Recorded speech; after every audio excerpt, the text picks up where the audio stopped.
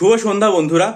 অবশেষে প্রায় 2 সপ্তাহের ব্যবধানে union public service commission civil service পরীক্ষার যে নোটিফিকেশন সেটা পাবলিশ করলো তাদের অফিসিয়াল ওয়েবসাইটে।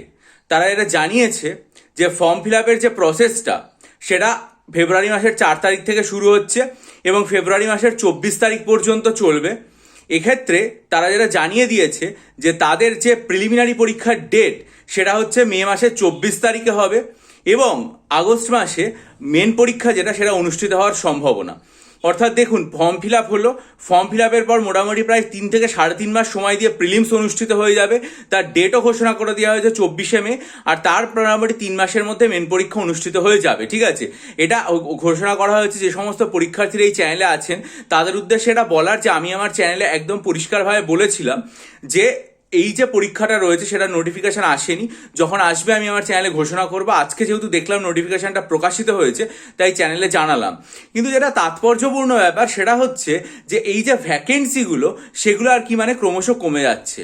ভ্যাকেন্সি যদি এবছর 933 হয় তাহলে আগে ছিল হচ্ছে 979 ভ্যাকেন্সি, তার আগে ছিল হচ্ছে 1056 ভ্যাকেন্সি, তার আগে ছিল হচ্ছে 1105 ভ্যাকেন্সি, তার আগে ছিল হচ্ছে 1022 ভ্যাকেন্সি। মানে মোটামুটি 3বার 1000-এর ওপরে ভ্যাকেন্সি ছিল, তারপরে সেটা কমে 979 হলো। এবছর সেটা আরও কমে গেছে। অর্থাৎ অল ইন্ডিয়া সিভিল সার্ভিসের ক্ষেত্রে দেখা যাচ্ছে ভ্যাকেন্সি যেগুলো সেগুলো কিন্তু ধারাবাহিকভাবে কমছে এবং আমার মনে হয় যে এটা একেবারেই মানে ভালো ব্যাপার নয় পরীক্ষার্থীদের উদ্দেশ্যে। কারণ পরীক্ষার্থীর সংখ্যা দিন দিন বাড়ছে, কম্পিটিশন দিন দিন বাড়ছে, সেখানে ভ্যাকেন্সি যদি বাড়ে ব্যাপারটা অনেক ভালো হয়। যে সমস্ত পরীক্ষার্থীরা ফর্ম ফিল আপ করতে চান তারা ইউনিয়ন পাবলিক সার্ভিস কমিশনের অফিসিয়াল ওয়েবসাইটে যাবেন এবং সেখান থেকে পুরো পিডিএফ ডাউনলোড করবেন। ডাউনলোড করে ভালো করে ফর্মটা সুনির্দিষ্ট সময় ফিল আপ করবেন। আক্ষেপের বিষয় এটাই যে ফর্ম ফিল আপ করার সময় যেটা সেটা কিছুটা পেছলেও পরীক্ষার যে শিডিউলটা অর্থাৎ প্রিলিমস পরীক্ষার যে শিডিউল সেটা কিন্তু পিছলো না, সেটা মোটামুটি অবিকৃত বা অপরিবর্তিতই থাকলো। আর সেখানে আমাদের WBCS পরীক্ষা যেটা সেটার ফর্ম ফিল আপের যে সময়সীমা সেটা পেছলো, এডি টু উইন্ডো অপশন যেটা সেটা পেছলো এবং পেছতে পেছতে জানুয়ারিতে আসলো। পরীক্ষা ভাবা হয়েছিল মার্চের শুরুতে হবে, শেষ পর্যন্ত কবে পরীক্ষা হবে আমরা কিছুই জানি না।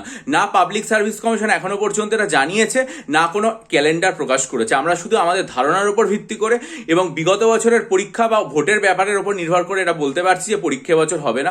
পাবলিক সার্ভিস কমিশনও যদি এইভাবে তাদের ডেটটা সুনির্দিষ্টভাবে অ্যানাউন্স করে দেয় পরীক্ষার্থীদের ক্ষেত্রে অনেক অনেক সুবিধা হয়। যে সমস্ত পরীক্ষার্থীরা মনে করবেন WBCS পরীক্ষার জন্য আমার কাছ থেকে 48টা মক টেস্ট নিতে চান, অথবা WBSSCর জন্য 12টা নতুন সিলেবাসের মক টেস্ট নিতে চান, বা অপশনাল সাইকোলজি স্টাডি মেটেরিয়াল নিয়ে আমার কাছে পড়াশোনা শুরু করতে চান, অথবা 3000+ static GK MCQ study material নিতে চান, অথবা ডেসক্রিপটিভ বাংলা ইংরেজি বা কারেন্ট অ্যাফেয়ার্সের অঙ্কের স্টাডি মেটেরিয়াল নিতে চান, তাহলে ডেসক্রিপশন বক্সে ইমেল আইডির মাধ্যমে আমার সাথে যোগাযোগ করুন। ভালো থাকুন, বিজয়ী হন, সফল হন। চ্যানেলটা সাবস্ক্রাইব করে বেল আইকন প্রেস করুন। আপনাদের মূল্যবান মতামত দিন, ভিডিওটা লাইক করে বন্ধুদের মাঝে ছড়িয়ে দিন।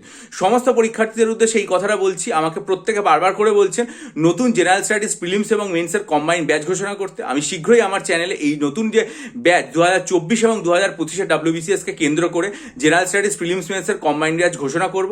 সেটার জন্য আপনারা চ্যানেলের দিকে নজর রাখুন। ঘোষণা করার পর আপনারা যারা আগ্রহী হবেন তারা আমার সাথে যোগাযোগ করবেন। ভালো থাকুন, বিজয়ী হন, সফল হন, খুব ভালো থাকবেন।